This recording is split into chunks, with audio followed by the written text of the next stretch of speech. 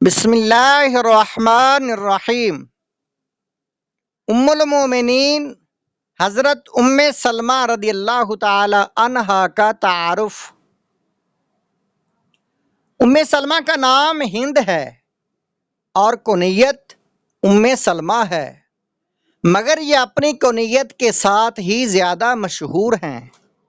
ان کے باپ کا نام حذیفہ اور بعض مورخین کے نزدیک سہل ہے، مگر اس پر تمام مورخین کا اتفاق ہے کہ ان کی والدہ عاتکہ بنت عامر ہیں۔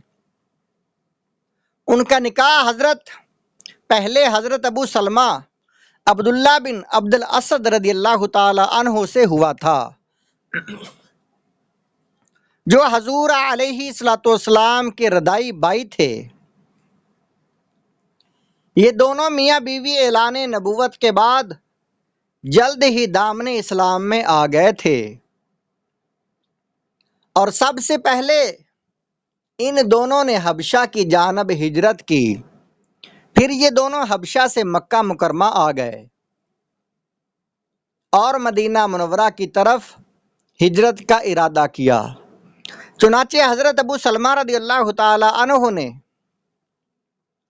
اونٹ پر کجاوا باندھا اور حضرت بی بی ام سلمہ اور اپنے فرزند سلمہ کو کجاوا میں سوار کر دیا، مگر جب اونٹ کی نکیل پکڑ کر حضرت ابو سلمہ روانہ ہوئے تو حضرت ام سلمہ کے میکے والے بنو مغیرہ دوڑ پڑے،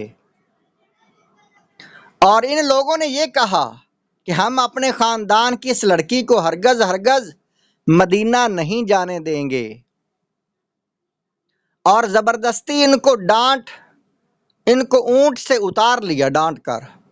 یہ دیکھ کر حضرت ابو سلمہ رضی اللہ تعالی عنہ کے خاندانی لوگوں کو بھی طیش آ گیا، اور ان لوگوں نے غضبناک ہو کر کہا کہ تم لوگ ام سلمہ کو محض اس بنا پر روکتے ہو کہ یہ تمہارے خاندان کی لڑکی ہے، تو ہم اس کے بچہ سلمہ کو ہرگز تمہارے پاس نہیں رہنے دیں گے، اس لیے کہ یہ بچہ ہمارے خاندان کا ایک فرد ہے۔ یہ کہہ کر ان لوگوں نے بچہ کو اس کی ماں کی گود سے چھین لیا، مگر حضرت ابو سلمہ رضی اللہ تعالیٰ عنہ نے ہجرت کا ارادہ ترک نہیں کیا، بلکہ بیوی اور بچہ دونوں کو چھوڑ کر تنہا مدینہ منورہ چلے گئے۔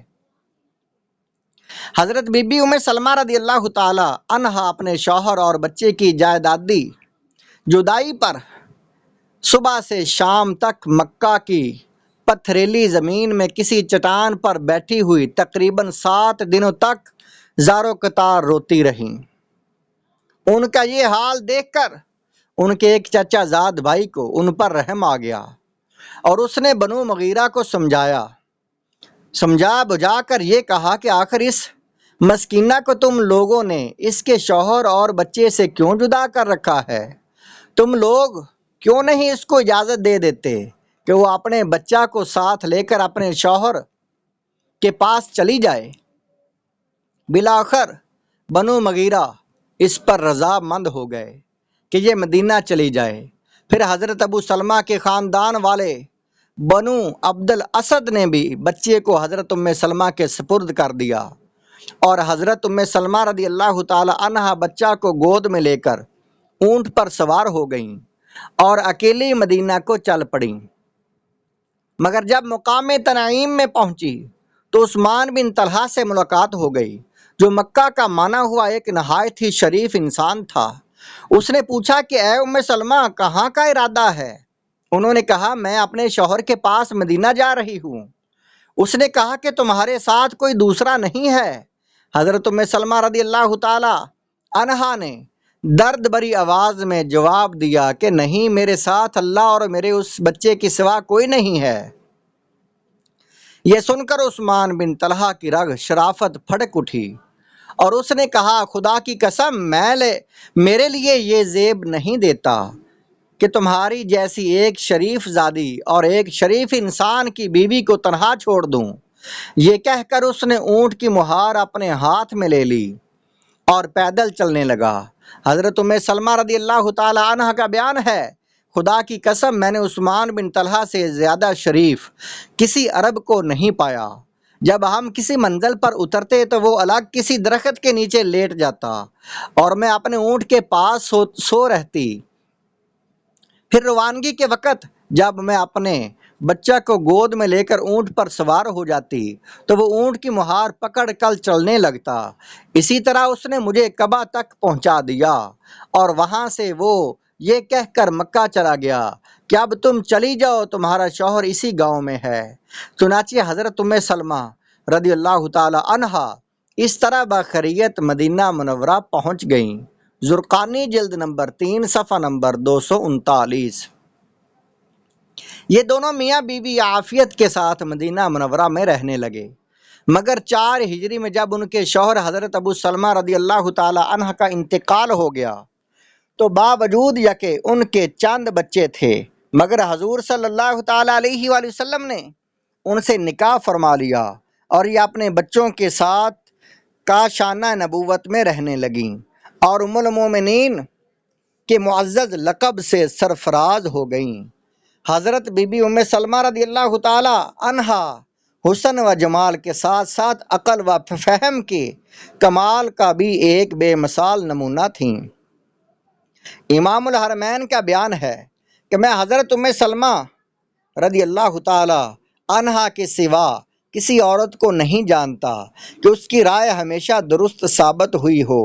صلح حدیبیہ کے دن جب رسول اللہ صلی اللہ تعالی علیہ وآلہ وسلم نے لوگوں کو حکم دیا کہ اپنی اپنی قربانیاں کر کے سب لوگ احرام کھول دیں اور بغیر عمرہ ادا کیے سب لوگ مدینہ واپس چلے جائیں کیونکہ اسی شرط پر صلح حدیبیہ ہوئی ہے، تو لوگ اس قدر رنج و غم میں تھے کہ ایک شخص نے بھی قربانی کے لیے تیار نہیں تھا، ایک شخص بھی قربانی کے لیے تیار نہیں تھا۔ حضور اقدس صلی اللہ تعالی علیہ وآلہ وسلم کو صحابہ کرام رضی اللہ تعالی عنہم کے اس طرز عمل سے روحانی کوفت ہوئی اور آپ نے معاملہ کا حضرت بی بی ام سلمہ رضی اللہ تعالی عنہا سے تذکرہ کیا تو انہوں نے یہ رائے دی کہ یا رسول اللہ صلی اللہ تعالی علیہ وآلہ وسلم آپ کسی سے بھی کچھ بھی نہ فرمائیں اور خود اپنی قربانی ذبح کر کے اپنا احرام اتار دیں۔ چنانچہ حضور صلی اللہ تعالی علیہ وآلہ وسلم نے ایسا ہی کیا۔